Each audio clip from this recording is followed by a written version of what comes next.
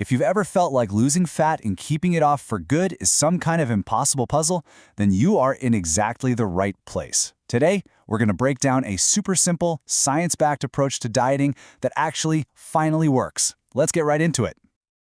First off, let's tackle the question we've all asked ourselves at some point. Why do most diets fail? You know the drill. We start off super motivated, we lose a few pounds, and then, well, life happens. The weight just creeps back on, and that frustration is so real. It's a vicious cycle, right? But what if the problem isn't your willpower? What if it's the diet itself? Okay, so here's an idea that kind of flips everything we've been told about dieting on its head. The real secret to losing fat and keeping it off isn't about restriction or cutting out all the food you love. Nope. It's all about what you strategically add in. Kind of weird, right? But stick with me. And that brings us to the one simple rule that is at the heart of every single successful diet out there. Seriously, you can forget all the fancy names, keto, paleo, Atkins, they all work because of this one single reason. And that rule, that foundation, is the calorie deficit. It's basically the law of physics for your body. To lose fat, you must consume fewer calories than you burn. That's it. Every diet that works, no matter how it's marketed, is just a different road to get you to this exact same destination. So the big question is, how do we get into that deficit without being hungry and miserable all the time? Well, step one, and this is going to sound crazy, is to start by eating more. Not more pizza, unfortunately, but more of one very specific, very powerful nutrient, protein. Now, don't just take my word for it. Let's look at the science. There was this amazing study back in 2005 where researchers had people do just one thing: double the amount of protein they ate every day.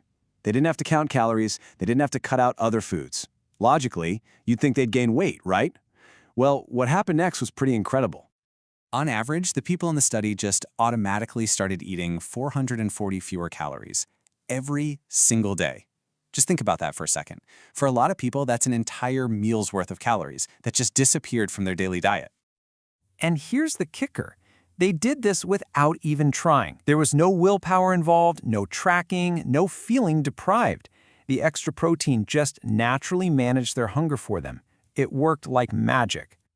So, what was the end result after just 12 weeks of this? The average person lost almost 10 pounds of pure fat, all from focusing on adding something to their diet, not taking something away. So why is protein this powerful? Well, it's kind of got a two-punch combo. First, it is ridiculously filling. It just crushes your appetite, which makes you eat less overall without even thinking about it. And second, it basically sends a signal to your body telling it to burn fat for fuel, not your precious muscle. And that is absolutely crucial for keeping the weight off for good. And you know, getting enough protein is actually way easier than it sounds. A good target for any meal is about 30 grams. And this chart shows you what that actually looks like in the real world. A piece of chicken the size of your palm, a cup of Greek yogurt, even a scoop of whey protein in a shake. Totally, completely doable. All right, on to step two. Let's talk about carbs and fats. These two always seem to get painted as the bad guys in the world of dieting, but it's time to clear the air and figure out what their real role is. You know, the researcher behind a lot of this, Jeremy Ethier, he shares this super relatable story about the first time he tried cutting out carbs completely. He said by day 3, he just felt like complete crap. He was tired, he had no energy for the gym. Does any of that sound familiar? Well, there's a good reason for that. Here's the deal. When you slash your carbs, that super fast drop you see on the scale in the first week, I hate to break it to you, but it's not really fat. It's mostly just water. See, your body stores carbs with water in your muscles. So when you get rid of the carbs, you lose all that water too. It feels like progress, but it's really just an illusion. Now what about fats? Well, just take a look at this chart. It's pretty eye-opening. Both protein and carbs have about 4 calories for every gram. But fat has more than double that, at 9 calories per gram. This just means that foods high in fat are super calorie dense, and it's incredibly easy to eat way too many calories from them without even realizing it.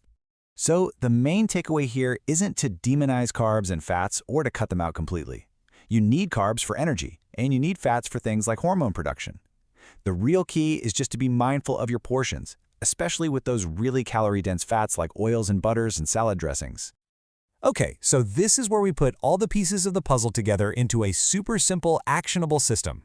Step 3 is your blueprint for pretty much every meal you eat. We're calling it the balanced plate. But wait, why not just follow a strict meal plan someone gives you? Well, a 2021 study showed exactly why that's a bad idea. Sure, people on rigid plans lost weight, but they gained it all back almost immediately after the study was over. And the reason is simple. Strict plans don't teach you how to eat in the real world for the rest of your life. So instead, I want you to use this simple visual as your guide. Fill a full half of your plate with veggies and fruits. They're full of fiber and nutrients that will keep you feeling full. Then fill 1/4 of your plate with a lean protein source. That's what's going to fuel your fat loss. And that last quarter? That's for your carbs and your healthy fats. They're there for energy and, just as importantly, for satisfaction. It's simple, it's flexible, and it just works. All right, we've pretty much covered what to eat. But now we need to talk about the final piece of the puzzle, step 4, which is all about the smarter habits around how you eat. This is what makes the results actually last. So much research shows that our environment has a massive impact on our eating. So here are 3 super simple habits that can make a world of difference. 1. Eat at a table. Don't eat distracted in front of a screen. 2. Just slow down. Take smaller bites. Savor your food. And 3. Aim for regular, satisfying meals so you never get to that point where you're so starving you could eat anything in sight. And this might be the most important mindset shift you can possibly make. You have to ditch the all-or-nothing perfectionist mindset. It just doesn't work.